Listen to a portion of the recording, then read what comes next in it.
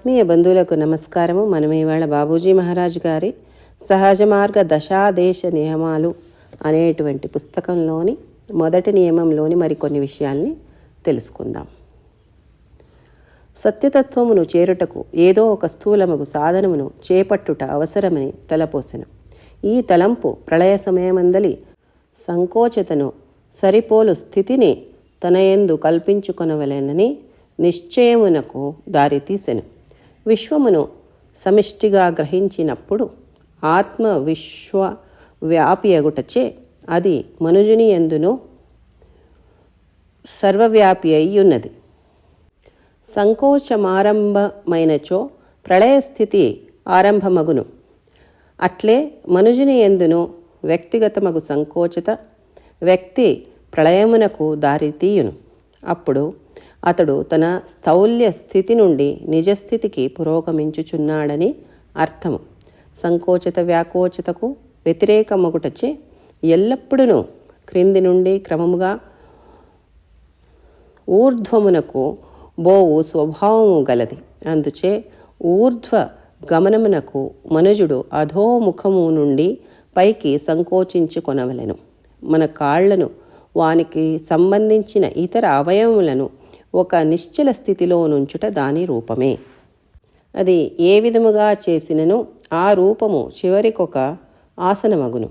అది మన గమ్యమునకు మార్గమును సుకరము చేయుటచే ఆసనము మిగుల ముఖ్యమైనది. శ్రమ లేకుండునట్లు దైవచింతన చేయుట కెట్టి స్థితి సుఖముగా నుండునో అట్టి ఆసనమే ఎల్లప్పుడూ అనుసరించవలెను. ఈ విధముగా మనుష్యుడు దివ్యశక్తితో సంబంధమును గలవాడగుచున్నాడు. కావున పరతత్వముతో సంబంధము గల స్థితి ఆధ్యాత్మిక సాధన యొక్క తొలి దశలో సాధనకు మిగుల సహాయపడును. బాబూజీ గారు ఏం చెప్తున్నారంటే, ఎప్పుడైతే సత్యతత్వాన్ని చేరుకోవాలి అంటే మనిషి ఏదో ఒక స్థూలమైనటువంటి సాధనమును చేపట్టాలా, అది అవసరమో అని ఎప్పుడు తలపోసినాడో అప్పుడు ఆ తలంపు ఏమైందంటే ప్రళయ సమయం లోపల సంకోచతను సరిపోలునటువంటి స్థితి తనలో కల్పించుకోనవలేను అని నిశ్చయమునకు దారితీసిందనమాట. అంటే ప్రళయకాలంలో అన్నీ వెళ్ళి ఒక దాంట్లో కరిగిపోతుందనమాట, కలిసిపోతుందనమాట. అంటే సంకోచత అలాగా సంకోచం అని అంటే ష్రింక్ అంటారనమాట. అలాగా ముదురుకోవడం అని అంటారు. ఒక్కొక్క భాషలో, తెలుగులో ఒక్కొక్క ప్రాంతంలో అంటారు ముదురుకోవడం అని అంటారు. ఆ రకంగా సంకోచం చేసుకునేదనమాట. అంటే అన్నీ వెళ్ళి ఒక దాంట్లో కలుస్తుంది అనమాట. ఆ విశ్వాన్ని సమిష్టిగా గ్రహించినప్పుడు ఆత్మ విశ్వమంతా వ్యాపించి ఉందన్నమాట. అది మనిషిని లోపల కూడాను సర్వవ్యాపి అయి ఉంది. ఆత్మ అనేది విశ్వమంతాను వ్యాపించి ఉంది. అది మనిషి లోపల కూడా వ్యాపించి ఉంది. సంకోచాన్ని ఆరంభమైనప్పుడు ప్రళయ స్థితి ఆరంభమవుతుంది.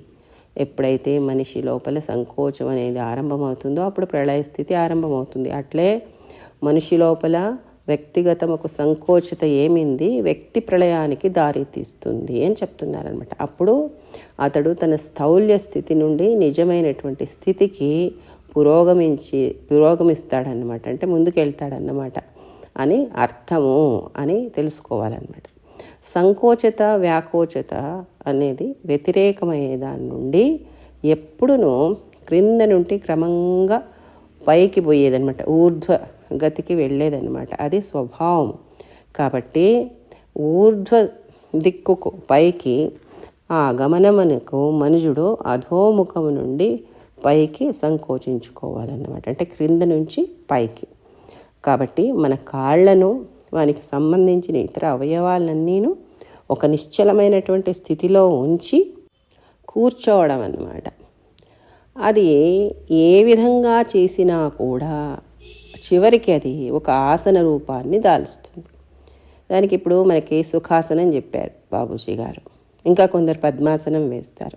ఇంకా ఎన్నో ఆసనాలు ఉన్నాయన్నమాట. అంటే ఆ ఒక సంకుచితమైనటువంటి ఆ ఒక కింద నుంచి పై భాగానికి వెళ్ళేటప్పటికీ ఏమవుతుంది, కాళ్ళన్నీ ముదురుకొని చేతులు, మిగతా అవయవాలన్నీ ఒక నిశ్చలమైనటువంటి స్థితికి వెళ్ళేసరికి అది ఒక ఆసనం రూపమే తీసుకుంటుందన్నమాట. కాబట్టి మన గమ్యానికి, మార్గానికి సుఖకరంగా చేసేటువంటి ఆసనము మనకు చాలా ముఖ్యమైనటువంటిది. అది ఏ విధంగా చేసినా కూడా ఒక ఆసన రూపాన్ని తీసుకుంటుంది. ఏదైతే మన గమ్యాన్ని చాలా సుఖకరంగా చేరుస్తుంది. అందుకే బాపూజీ గారు సుఖాసనం చెప్పినారన్నమాట. శ్రమ లేకుండా దైవ చింతన చేసేదానికి ఉపయోగపడేటువంటి ఆసనమునే మనము అనుసరించాలా. ఈ విధంగా మనిషి దివ్యశక్తితో సంబంధం గలవాడవుచున్నాడు కాబట్టి పరతత్వంతో సంబంధాన్ని గల స్థితి ఆధ్యాత్మిక సాధన యొక్క తొలి దశలో సాధనకు చాలా సహాయపడుతుంది. కాబట్టి ఎట్లా పడితే అట్లా కూర్చోవడం కానీ ఇంకోటి కానీ చేయకూడదు. చాలా ముఖ్యం ఆసనము. చూడండి, మనల్ని భగవంతుడికి అనుసంధానం చేస్తుందన్నమాట. మనం అందులో కూర్చుంటే, ఆ ఆసనంలో కూర్చుంటే భగవంతుడి పట్ల సంబంధాన్ని ఏర్పరుస్తుందన్నమాట. కాబట్టి ఆసనము ప్రాముఖ్యత మనం తెలుసుకొని అదే రకంగా మనం ధ్యానానికి కూర్చోవాలి. కాబట్టి మిత్రులారా, ఇంతటితో ఈ సత్సంగాన్ని ముగిద్దాము.